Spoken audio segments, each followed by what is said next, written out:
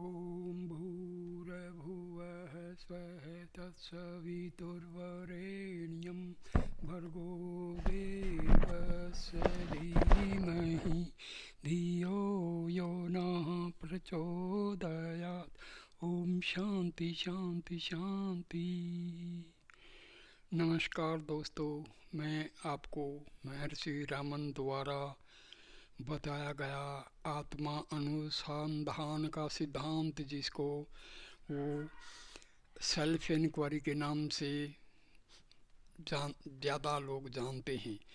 स्मरण होगा कि आत्म भान एवं आत्म विस्मृति के प्रकरण में श्री रमन ने कहा था, देह मन के माध्यम से कार्य करने वाला कोई व्यक्ति है। इस विचार को त्यागने मात्र से आत्म साक्षात्कार किया जा सकता है। उनके भक्तों में से कुछ परिपक्व साधक तुरंत इसे सरलता से सिद्ध करने में समर्थ थे, किंतु दूसरों के लिए जीवन भर की दृढ़ वैचारिक आदतों को किसी विशेष प्रकार की आध्यात्मिक साधना के बिना त्याग कर इसे सिद्ध करना असंभव था। श्री रमन उनकी इस मुश्किल परिस्थिति से सहानुभूति रखते थे और जब भी आत्म संभावना बनाए रखने के लिए किसी दूसरी पद्धति बताने के लिए प्रार्थना की जाती तो वे आत्मा अनुसंधान नाम की युक्ति बताते थे। यह साधना पद्धति उनके व्यवहारिक आध्यात्मिक उपदेश का मूलाधार थी। अगले 3 प्रकरणों में इसके सभी पहलुओं को विस्तार से प्रस्तुत किया जाएगा। इस व्यक्ति का वर्णन करने के पूर्व श्री रामन के मन के स्वरूप विषयक विचारों को समझाना आवश्यक है, क्योंकि आत्म अनुसंधान का लक्ष्य स्वानुभव से यह जानना है कि मन का अस्तित्व नहीं है। श्री रमन के मतानुसार मन तथा शरीर की प्रत्येक सभान क्रिया के केंद्र में कुछ न कुछ करने वाला मैं है, जिसका अस्तित्व पूर्व धारणा के रूप में बिना सोचे विचारे ही सच्चा मान लिया जाता है। मैं सोचता हूँ, मैं याद करता हूँ, मैं कार्य करता हूँ इत्यादि मैं सब क्रियाओं की जिम्मेदारी अपने ऊपर ले लेता है। श्री रमन इस सामान्य भाव को अहम व्यक्ति कहते थे। अहम व्यक्ति का अर्थ मन की निरंतर बदलने वाली मूल व्यक्ति होता है। आत्मा अर्थात सच्चा मैं कभी भी मैं करता हूँ या मैं सोचता हूँ ऐसी कल्पना नहीं करता, लेकिन जो मैं इन सब कल्पनाओं को करता है वह मन की सृष्टि है। अतः उसे आत्मा का बुद्धि में पड़ा हुआ प्रतिबिंब माना जाता है। अहम व्यक्ति का यह वर्णन कुछ जटिल सा है, इसलिए मैंने सामान्यतया संक्षेप के लिए अहम विचार शब्द का प्रयोग किया है। श्री रमन यह मानते थे कि व्यक्तित्व विभिन्न रूप में स्व को प्रकट करने वाला अहम विचार मात्र है। बुद्धि, स्मृति एवं अहम भाव इत्यादि मन के विविध व्यापारों को अलग मानने के बजाय वे उनको अहम विचार के भिन्न भिन्न रूप मानना पसंद करते थे। व्यक्तित्व मन से अलग नहीं है, मन अहम विचार से अलग नहीं है। अतः सच्चे में रूप आत्मा का ज्ञान होने पर उससे भिन्न व्यक्तित्व का भाव यदि अदृश्य हो जाए तो मन तथा अहम विचार भी अदृश्य हो जाते हैं। इस तथ्य की पुष्टि उनके बार बार किए गए इस विधान से होती है कि आत्म साक्षात्कार के बाद विचारों का विचारक, कर्म का करता था अलग व्यक्ति होने की संभावना वाला जीव नहीं रहता, क्योंकि उनकी यह दृढ़ मान्यता है कि जिसका सच्चा अस्तित्व है वह आत्मा ही एकमात्र सत्य है। अहम विचार भ्रांतिजन्य कल्पना से अधिक कुछ नहीं है, अर्थात उसका अपना स्वतंत्र सच्चा अस्तित्व नहीं है। तो फिर वह दिखता क्यों है? इस प्रश्न का उत्तर यह कहकर देते थे कि किसी पदार्थ से एक रूप हुए बिना उसका अस्तित्व दिखता नहीं है। जब विचार उत्पन्न होते हैं तो यह अहम विचार उनके स्वामित्व का दावा करता है, जैसे मैं सोचता हूँ, मैं मानता हूँ, मैं काम कर रहा हूँ इत्यादि। लेकिन जिन जिन स्थूल सूक्ष्म पदार्थों से वह एक रूप होता है उनसे भिन्न किसी अलग अहम विचार का अस्तित्व नहीं होता है। वह सतत रहने वाला तत्व है। ऐसा लगता है कि उसका वस्तुओं से तादात्म्य का प्रभाव निरंतर जारी रहता है। इन सारे तादात्म्यों का मूल इस गलत प्रारंभिक धारणा में ढूंढा जा सकता है कि यह मैं आकार का अहम विचार स्वामी के रूप में या उनमें निवास करने वाले के रूप में शरीर तक मर्यादित है, अथवा शरीर के भौतिक आकार के समान आकार वाला है। मैं शरीर हूँ ऐसा मूल विचार उसके उत्पन्न होने के पश्चात होने वाले सब गलत तादात्म्यों का जन्म स्थान है और इसका विनाश आत्मा अनुसंधान का मुख्य लक्ष्य है। श्री रमन हमेशा कहते थे कि यह आत्मा को मर्यादित करने वाले तादात्म्यों की पुरानी आदत को, दृष्टा मैं को, वह जिन वस्तुओं के विचारों से स्वयं को एक रूप मानता है उनसे अलग करने के प्रयत्न के द्वारा रोकी या बदली जा सकती है, क्योंकि इस व्यक्तिक अहम विचार का अस्तित्व किसी पदार्थ के आश्रय के बिना टिक नहीं सकता। यदि साधक दृष्टा रूप में मैं अथवा मैं हूँ के अनुभव पर इतनी तीव्र एकाग्रता से ध्यान केंद्रित करे कि मैं यह या वह हूँ ऐसा विचार उत्पन्न न हो, तो व्यक्तित्व में पदार्थों के साथ तादात्म्य में नहीं कर सकेगा। इस मूलभूत अहम के प्रति निरंतर ध्यान जारी रखा जाए तो व्यक्तिक मैं का अदृश्य हो जाएगा और उसके स्थान में आत्मा का सीधा अनुभव होने लगेगा। इस मैं या मैं हूँ के प्रति सतत आंतरिक संभावना बनाए रखने के प्रयत्न को भी श्री रामन का आत्मानुसंधान करते थे और अहम विचार की असत्यता प्रकट कर देने वाले सबसे अधिक प्रभावी उपायों के रूप में इसकी सिफारिश करते थे। श्री रमन के शब्दों में यह अहम विचार आत्मा अथवा हृदय से प्रकट होता है और जब उसकी वस्तुओं के विचारों के साथ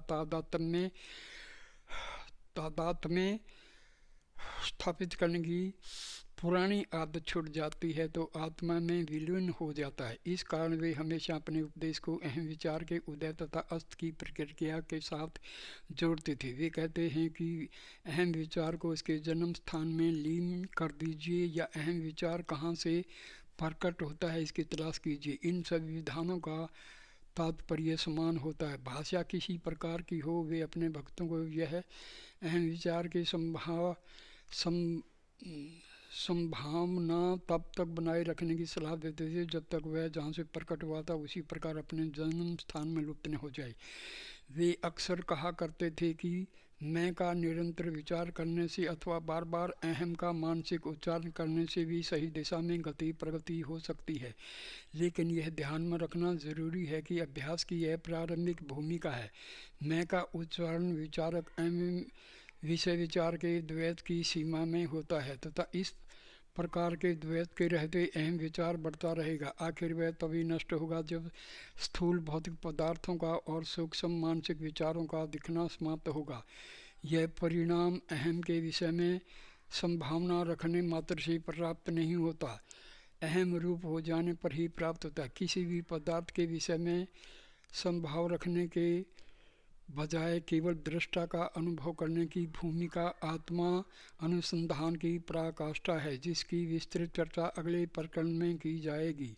यह महत्वपूर्ण भेद वह तत्व है जो आत्मा अनुसंधान को अन्य सब आध्यात्मिक साधना पद्धतियों से अलग करता है। इससे यह भी स्पष्ट हो जाता है कि श्री रमन क्योंकि दूसरी साधन प्रणालियों को हमेशा बेअसर बताते थे, वे अक्सर यह स्पष्ट करते थे कि पारंपरिक ध्यान पूजन एवं योग के अभ्यास में ध्याता तथा ध्येय की आवश्यकता होती है, जिससे अहम विचार नष्ट होने की बजाय पुष्ट होता है। उनके मत के मुताबिक ऐसी साधना पद्धतियाँ मन को सफलतापूर्वक अस्थायी रूप से शांत कर सकती हैं एवं संभवतः आनंदपूर्ण अनुभूतियों को भी प्रकट कर सकती हैं, लेकिन कभी भी आत्म साक्षात्कार में परिणित नहीं हो सकती, क्योंकि उनसे अहम विचार स्पष्ट रूप से अलग होकर अपने अस्तित्व को मिटा नहीं सकता। इस प्रकरण में दिए गए वार्तालाप अधिकतर श्री रमन के आत्मानुसंधान विषयक सैद्धांतिक विचारों को प्रस्तुत करते हैं। इस तकनीक के व्यवहारिक पहलू प्रकरण 5 में विस्तार से दिए जाएंगे। प्रश्न, मन का स्वरूप क्या है? उत्तर, मन अहम विचार से भिन्न नहीं है। मन तथा अहंकार एक हैं। उनकी बुद्धि, स्मृति इत्यादि शक्तियाँ भी मन ही हैं। मन बुद्धि चित्त जिसमें संचित वासनाएं संस्कार रहते हैं तथा अहंकार, यह सब एक मन ही है। यह ऐसा है जैसे किसी मनुष्य को उसके विभिन्न कार्यों के अनुसार विभिन्न नाम दिए जाते हैं। व्यक्ति जीव इस संसार से भिन्न कुछ भी नहीं होता। प्रश्न, हम मन के स्वरूप को कैसे जान सकते हैं, अर्थात उसका अंतिम कारण या तत्व क्या है जिसका वह प्रकटीकरण है? उत्तर, विचारों को उनकी मूल्यवत्ता के कर्म में देखने पर अहम विचार सबसे अधिक महत्व का लगता है। व्यक्ति तो विचार अन्य सब विचारों का मूल या स्कंद है, क्योंकि प्रत्येक वृत्ति या विचार किसी विशेष व्यक्ति विशेष के विचार के रूप में ही प्रकट होता है और अहंकार से स्वतंत्र उसका अस्तित्व कहीं भी नहीं देखा जाता। इसका यह अर्थ हुआ कि अहंकार विचार प्रक्रिया प्रदर्शित करता है। प्रथम पुरुष मैं को ही तुम वह इत्यादि द्वितीय तृतीय पुरुष दिखते हैं तो ऐसा लगता है कि तीनों पुरुषों का साथ साथ उदय अस्त होता है। इसलिए इस मैं या व्यक्तित्व के अंतिम कारण का अन्वेषण करना चाहिए। यह मैं कहाँ से उत्पन्न होता है, इसे अंदर ढूंढिए तो वह अदृश्य हो जाता है। यह ज्ञान मार्ग है। जब मन अपने स्वरूप का निरंतर अन्वेषण करता है तो उसे अंत में यह ज्ञात होता है कि मन जैसी कोई वस्तु नहीं है। यह सबके लिए सीधा सरल मार्ग है। मन विचार समूह मात्र है। सब विचारों का मूल अहम विचार है। इस प्रकार केवल अहम विचार से ही मन है। अहम विचार का जन्म व्यक्ति का जन्म है और उसकी मृत्यु व्यक्ति की मृत्यु है। अहम विचार के उत्पन्न होने पर शरीर के साथ गलत तादात्म्य होने अहम विचार का त्याग कीजिए। जब तक मैं जीवित हूँ तब तक शोक रहेगा। जब मैं का अस्तित्व लुप्त होता है तो शोक नहीं रहता। प्रश्न, हाँ, लेकिन जब मैं अहम विचार सूत्र को पकड़े रखना चाहता हूँ तो अन्य विचार उत्पन्न होते हैं और मुझे परेशान करते हैं। उत्तर, देखिए कि ये विचार किसके हैं तो वे अदृश्य हो जाएंगे। अहम विचार उनका मूल है, उसे पकड़ रखिए तो वे लुप्त हो जाएंगे। प्रश्न, अहंकार द्वारा शुरू की गवेषणा उनकी असत्यता कैसे प्रकट कर सकती है? उत्तर, अहम विचार जहाँ से उत्पन्न होता है उस मूल स्रोत में जब आप डुबकी लगाते हैं तो आप अहंकार को दिखावे के अस्तित्व से पर हो जाते हैं। प्रश्न, लेकिन क्या अहम व्यक्ति उन तीनों रूपों में से एक नहीं है जिनमें अहंकार स्वयं को प्रकट करता है? योग, वासिष्ठ तथा अन्य प्राचीन ग्रंथ अहंकार को तीन रूप वाला बताते हैं। उत्तर, सही है। अहंकार को स्थूल, सूक्ष्म एवं कारण, इन तीनों शरीर वाला बताया जाता है, लेकिन यह केवल विश्लेषणात्मक निरूपण के लिए है। यदि अन्वेषण की पद्धति को अहंकार के रूप पर आश्रित बनना पड़े तो किसी प्रकार की गवेषणा असंभव हो जाए, क्योंकि यह अहंकार असंख्य रूपों को धारण कर सकता है। इसलिए आत्मा अनुसंधान के लिए आपको अहंकार का एक ही अहम विवृत्ति वाला रूप है ऐसा मानकर चलना पड़ेगा। प्रश्न, लेकिन ज्ञान प्राप्ति के लिए यह शायद अपर्याप्त सिद्ध हो सकता है। उत्तर, अहम व्यक्ति के सूत्र को पकड़कर आत्मा का अनुसंधान करना ऐसा है जैसे कुत्ता सूंघकर अपने मालिक को पा लेता है। मालिक चाहे अनजाने दूर के स्थान में हो, लेकिन यह कुत्ते के मार्ग में विघ्न नहीं बनता। उस प्राणी के लिए अपने मालिक की गंध ही पर्याप्त संकेत है। उसके वेश की, आकार की, ऊंचाई इत्यादि की जानकारी जरा भी आवश्यक नहीं है। कुत्ता उसे ढूंढते समय उसकी गंध को एकाग्रता से सूत्र की तरह पकड़े रहता है और अंत में उसे पाने में सफल होता है। मन की दूसरी वृत्तियों को छोड़कर इस अहम वृत्ति को मूल की तलाश को ही आत्म साक्षात्कार का सीधा मार्ग क्यों माना जाए? यह प्रश्न फिर भी अनुत्तर रहता है। उत्तर, यद्यपि मैं या मैं हूँ का भाव दुनिया के व्यवहार में अहम वृत्ति माना जाता है, लेकिन वस्तु तो यह मन की अन्य वृत्तियों की तरह साधारण वृत्ति मात्र नहीं है, क्योंकि परस्पर असंबंध अन्य सब वृत्तियों से भिन्न यह अहम वृत्ति मन की दूसरी सब वृत्तियों से तात्विक रूप से संबंध है। अहम वृत्ति के बिना अन्य कोई भी वृत्ति टिक नहीं सकती, लेकिन स्वयं अहम वृत्ति मन की अन्य वृत्तियों के बिना भी स्वतंत्र रूप से रह सकती है। इस कारण अहम वृत्ति अन्य सब व्यक्तियों से मूल रूप से भिन्न है। इससे यह स्पष्ट है कि अहम वृत्ति के मूल की तलाश अहंकार के किसी एक रूप के आधार की तलाश नहीं है, बल्कि उस मूल स्रोत की तलाश है जहाँ से मैं का भाव प्रकट होता है। दूसरे शब्दों में अहम वृत्ति रूप अहंकार के मूल की तलाश एवं उसकी प्राप्ति आवश्यक रूप से अहंकार तथा उसके प्रत्येक संभावित रूप से पर होने का मार्ग है। प्रश्न यह स्वीकार करने पर भी स्वतः अहम व्यक्ति में अहंकार के सभी रूपों का समावेश होता है। आत्म साक्षात्कार के लिए केवल उसी व्यक्ति का आश्रय क्यों लिया जाता है? उत्तर, केवल वही आपके अनुभव का अपरिहार्य सूत्र है और उसके मूल की तलाश करना ही एकमात्र व्यवहार्य मार्ग है जिसका आत्मा साक्षात्कार के लिए आप आश्रय ले सकते हैं। कहा जाता है कि अहंकार का एक रूप कारण शरीर है, गाढ़ निद्रा की अवस्था है, लेकिन आप उसे अपनी तलाश का क्षेत्र कैसे बना सकते हैं? जब अहंकार उस रूप का आश्रय लेता है तो आप गहरी नींद के अंधकार में डूब जाते हैं। प्रश्न, लेकिन क्या अहंकार अपने सूक्ष्म एवं कारण शरीर वाले रूप में अमूर्त और अत्यंत अग्राह्य नहीं होता, जिसे उसकी एकाग्र अवस्था में ही की गई तलाश उसे पकड़ पाना असंभव है?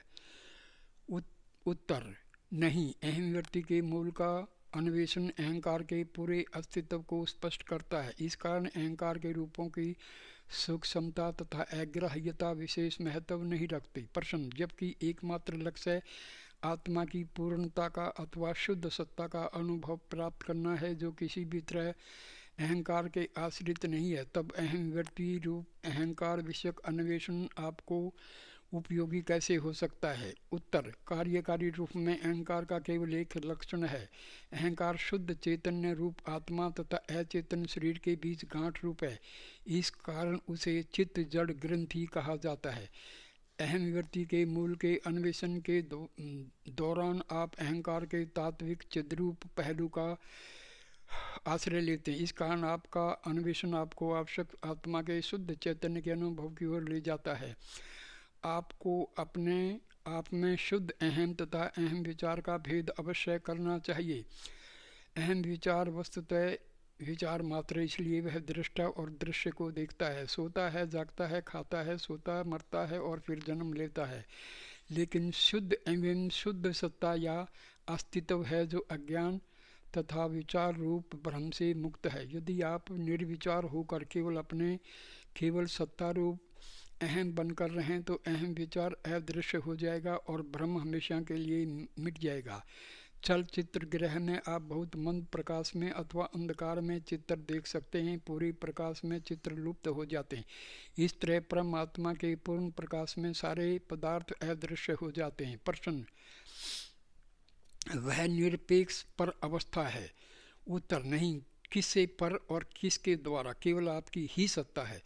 प्रश्न, कहा जाता है कि आत्मा मन से परे है, फिर भी उसका अनुभव मन से ही होता है। मन उसका चिंतन नहीं कर सकता, मन से उसका विचार या कल्पना भी नहीं की जा सकती और सिर्फ मन से उसे देखा जाता है। इन विरोधों का मेल किस प्रकार बिठा जाए?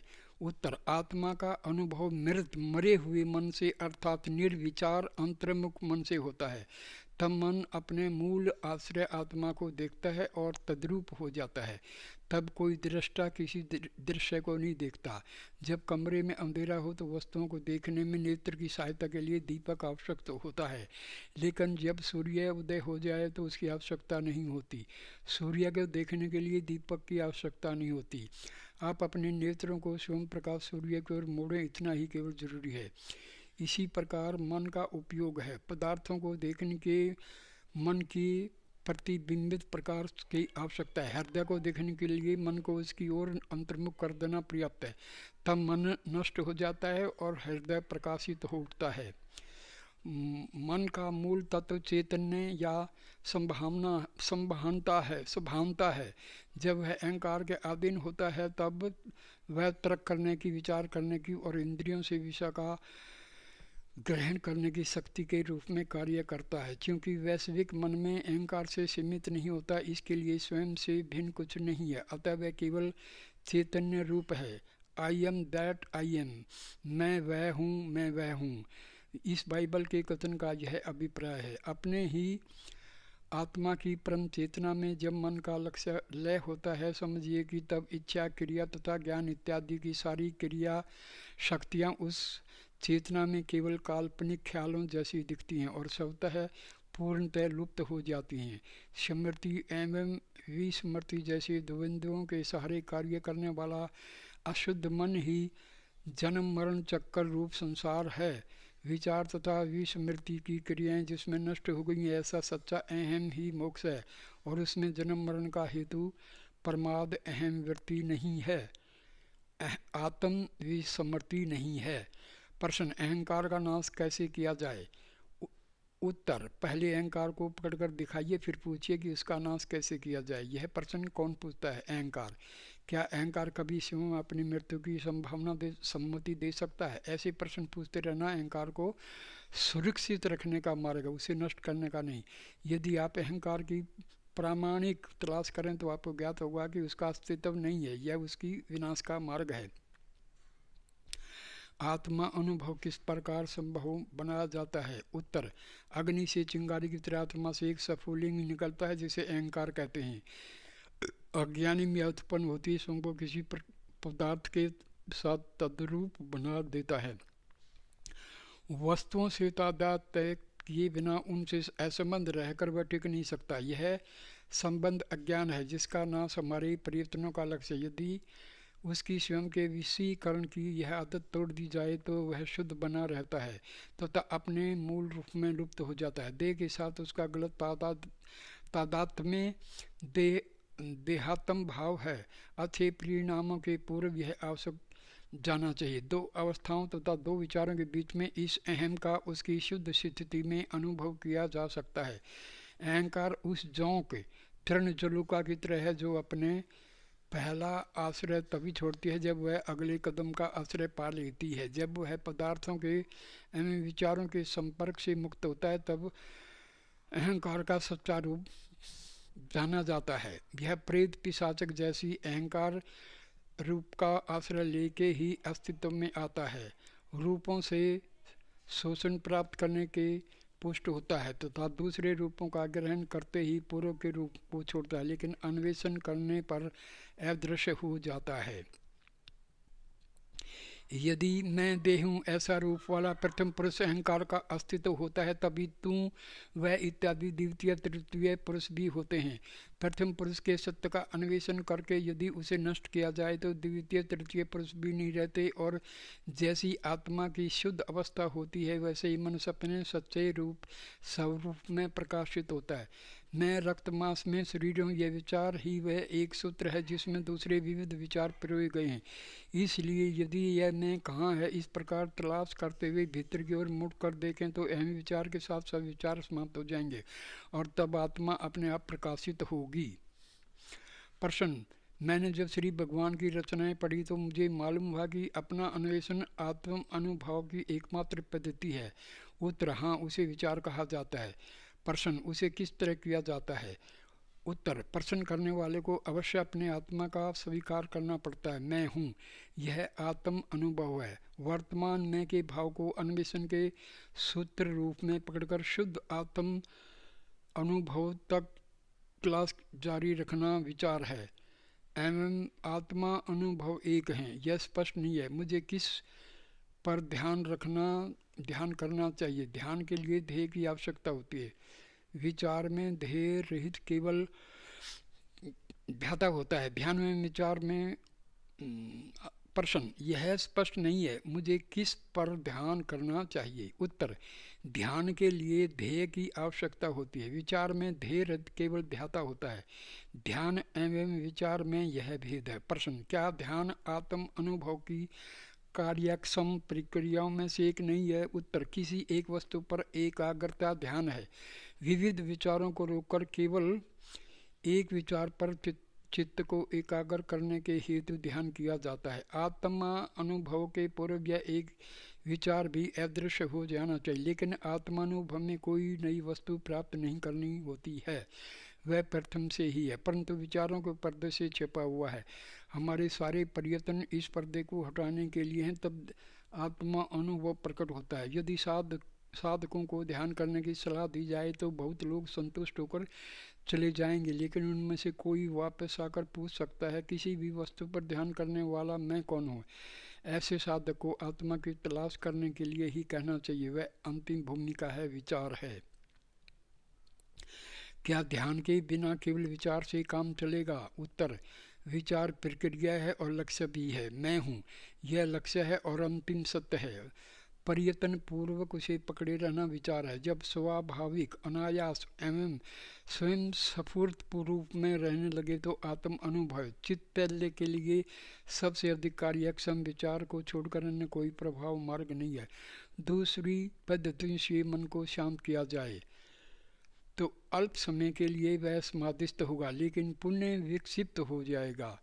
आत्मा अनुसंधान एकमात्र अमोघ साधन है और सीधा मार्ग है, जिससे पूर्ण निर्गुण अनंत स्वयं आप हैं। इस सत्य का आप अनुभव कर सकते हैं। प्रश्न: आत्मानुसंधान को ही ज्ञान का एकमात्र सीधा मार्ग क्यों माना जाए? उत्तर: क्योंकि आत्म विचार से भिन्न सभी साधनाओं में साधन के रूप में मन को बनाए रखने की पूर्व धारणा स्वीकृत होती है, क्योंकि मन के बिना उसका अनुसरण नहीं किया जा सकता है। साधना की विभिन्न भूमिकाओं में अहंकार सूक्ष्म रूपों को धारण करता है, किंतु कभी भी नष्ट नहीं होता। जनक ने जब कहा, अब मैंने उस चोर को जान लिया है जो अब तक मुझे परेशान करता रहा, अब मैं अविलंब उसको नष्ट करने का सीधा उपाय करूँगा, तो वह राजा अहंकार या मन के उद्देश्य से ऐसा कह रहा था। लेकिन इस चोर को अन्य साधनाओं से भी तो पकड़ा जा सकता है। आत्म विचार से अन्य साधनाओं के द्वारा अहंकार या मन को प्रश्न: लेकिन इस चोर को अन्य साधनाओं से भी तो पकड़ा जा सकता है। उत्तर: आत्म विचार से भिन्न साधनाओं के द्वारा अहंकार या मन को नष्ट करने का यत्न ऐसा है जैसे पुलिस वेशधारी चोर ही चोर को अर्थात स्वयं को पकड़ने का नाटक करे। आत्म विचार ही इस सत्य को प्रकट कर सकता है कि वास्तव में अहंकार का अस्तित्व नहीं है और मनुष्य को आत्मा की पूर्ण शुद्ध अद्वैत सत्ता का अनुभव करा सकता है। आत्मा अनुभव होने के पश्चात कुछ भी जानना शेष नहीं रहता, क्योंकि आत्मा पूर्ण आनंद और स्वरूप है। प्रश्न: आत्मानुसंधान अन्य पद्धतियों में अधिक सीधा पद्धति क्यों है? उत्तर: अपने आप से अभिन्न, केवल पूर्ण शाश्वत परम आत्मा में निष्ठा ही शरीर से आबद्ध जीव के लिए भवसागर से पार जाने की एकमात्र नाव है। अहंकार का नाश ही सत्य है। अहंकार की पहचान की तलाश करके उसे नष्ट कर दीजिए, क्योंकि अहंकार कोई वास्तविक सत्ता नहीं है। वह अपने आप अदृश्य हो जाएगा और सत्य स्वयं प्रकट होगा। यह सीधी पद्धति हैं और सब पद्धतियाँ अहंकार को बनाए रखती हैं। उनमें कोई संदेह उत्पन्न होते हैं तथा मैं कौन हूँ, इस सनातन प्रश्न का समाधान करना अंत में बाकी रहता है। किंतु इस पद्धति में अंतिम प्रश्न ही एकमात्र प्रश्न है और उसे प्रारंभ में ही उठाया जाता है तथा इसमें अन्य किसी साधना की आवश्यकता नहीं है। इससे बड़ा कोई रहस्य नहीं कि स्वयं सत्य होकर हम सत्य की तलाश में हैं। हम सोचते हैं कि हमारे सत्य को कोई आवरण छिपाए हुए जिसे हटाना जरूरी है। यह आशा शब्द है। आशा शब्द है। एक दिन आएगा जब आप अपने प्रयत्नों पर हंसेंगे। जो हंसने के दिन होगा वह और यही है। ये जो है यहाँ वीडियो को हम विश्राम देते हैं दोस्तों। थैंक यू, शुक्रिया। प्लीज़ लाइक करना, कमेंट करना और शेयर करना और मेरी चैनल को सब्सक्राइब करना मत भूलना। Thank you. ओम शांति शांति शांति।